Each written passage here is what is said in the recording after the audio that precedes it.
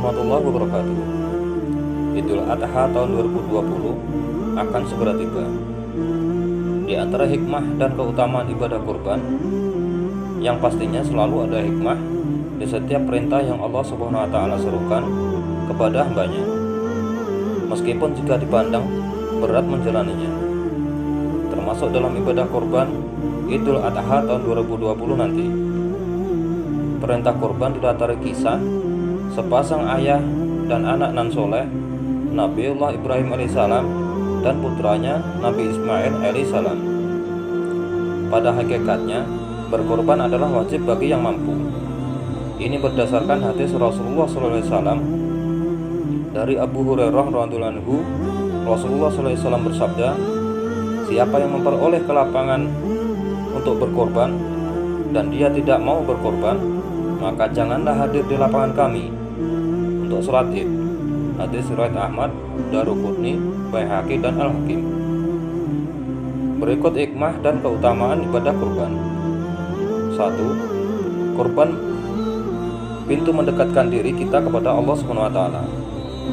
Sungguh ibadah kurban adalah salah satu pintu terbaik dalam mendekatkan diri kepada Allah Subhanahu wa taala, sebagaimana halnya ibadah sholat. Ia juga menjadi media takwa seorang hamba, sebagaimana firman Allah dalam surat Al-Maidah yang artinya, sesungguhnya Allah hanya menerima kurban dari orang-orang yang bertakwa. Allah Subhanahu wa taala juga berfirman yang artinya, daging-daging unta dan darahnya itu sekali-kali tidak dapat mencapai keridhaan Allah, tetapi ketakwaan dari kamulah yang dapat mencapainya. Quran surat Al-Hajj. 2. Sebagai sikap kepatuhan dan ketaatan kepada Allah. Dan bagi tiap-tiap umat telah kami syariatkan penyembelihan kurban, supaya mereka menyebut nama Allah terhadap binatang ternak yang telah dirizkikan Allah kepada mereka. Maka Tuhanmu ialah Tuhan yang Maha Esa. Karena itu berserah dirilah kamu kepadanya, dan berilah kabar gembira kepada orang-orang yang tunduk patuh kepada Allah. Quran surat Al-Ahzab. 3. Sebagai saksi amal di hadapan dari Allah. Ibadah korban mendapatkan ganjaran yang berlipat dari Allah Subhanahu wa taala. Dalam hadis disebutkan yang artinya, pada setiap lembar bulunya itu kita memperoleh satu kebaikan. Hadis riwayat Ahmad dan Ibnu Majah. Juga kelak pada hari akhir, hewan yang kita korbankan akan menjadi saksi. Tidak ada amalan yang dikerjakan anak Adam ketika hari raya kurban yang lebih dicintai oleh Allah Azza wa Jalla dari mengalirkan darah. Sesungguhnya pada hari kiamat, ia akan datang dengan tanduk-tanduknya, kuku-kukunya dan bulu-bulunya. Dan sesungguhnya darah tersebut akan sampai kepada Allah Azza wa Jalla sebelum jatuh ke tanah. Maka perbaguslah jiwa kalian dengannya. Hadis riwayat Ibnu Majah. 4. Membedakan dengan kaum selain Islam. Sejatinya kurban atau penyembelihan hewan ternak tidak saja dilakukan oleh umat Islam setiap hari raya Adha tiba, tetapi juga oleh umat lainnya. Hanya saja yang menyembelih hewan kurban untuk dijadikan sebagai sesembahan kepada selain Allah.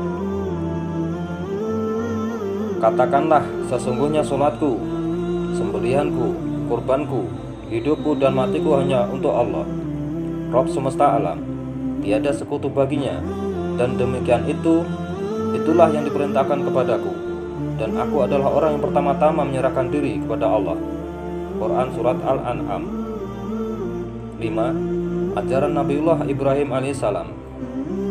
Berkorban juga menghidupkan ajaran Nabi Ibrahim alaihissalam, yang ketika itu Allah memerintahkan beliau untuk menyembelih anak tercintanya sebagai tebusan, yaitu Nabi Ismail alaihissalam ketika hari An-Nahr atau Idul Adha. Berkata para sahabat Rasulullah SAW, wahai Rasulullah, hewan kurban apa ini? Beliau bersabda, ini adalah sunnah bapak kalian, Ibrahim. Mereka berkata, lalu pada hewan tersebut kami dapat apa wahai Rasulullah? Beliau bersabda, pada setiap bulu ada satu kebaikan. Mereka berkata, bagaimana dengan sup atau bulu domba? Beliau bersabda, pada setiap bulu sup ada satu kebaikan. Hadis riwayat Ibnu Majah. 6. Berdimensi sosial ekonomi. Ibadah kurban juga memiliki sisi positif pada aspek sosial. Sebagaimana diketahui, distribusi daging kurban mencakup seluruh kaum muslimin, dari kalangan manapun ia, fakir miskin hingga yang mampu sekalipun. Sehingga hal ini akan memupuk rasa solidaritas umat. Jika mungkin, bagi si fakir dan si miskin, makan daging adalah sesuatu yang sangat jarang. Tapi pada saat hari raya Idul Adha, semua akan merasakan konsumsi makanan yang sama. Dari Ali bin Abu Thalib, Rasulullah memerintahkan kepadaku untuk mengurusi hewan kurbannya, membagi-bagikan dagingnya, kulit dan pakaiannya kepada orang-orang miskin. Dan aku tidak diperbolehkan memberi sesuatu apapun dari hewan kurban sebagai upah kepada penyembelihnya. Udhiyah atau berkurban pada hari An-Nahr atau Idul Adha disyariatkan berdasarkan beberapa dalil.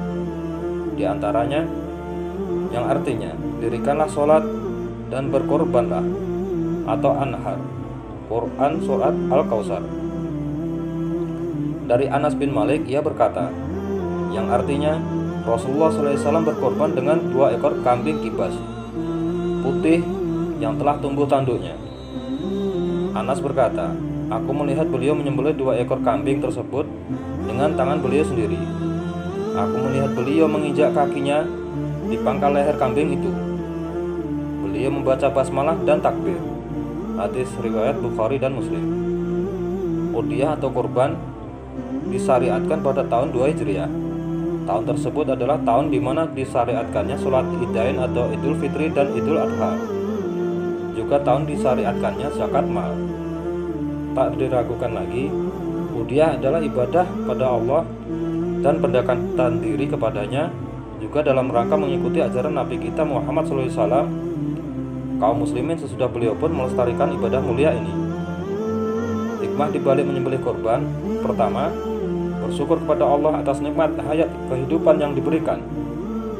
Kedua, menghidupkan ajaran Nabi Ibrahim alaihissalam yang ketika itu Allah memerintahkan beliau untuk menyembelih anak tercintanya sebagai tebusan, yaitu Nabi Ismail alaihissalam ketika hari Idul Adha.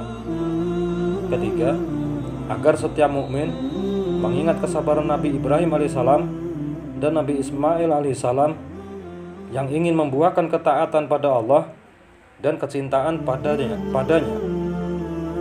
lebih dari diri sendiri dan anak. Keempat, ibadah kurban lebih baik daripada bersedekah dengan uang yang senilai dengan hewan kurban. Ibnul Qayyim berkata, penyembelihan yang dilakukan di waktu mulia lebih afdal daripada sedekah senilai penyembelihan tersebut.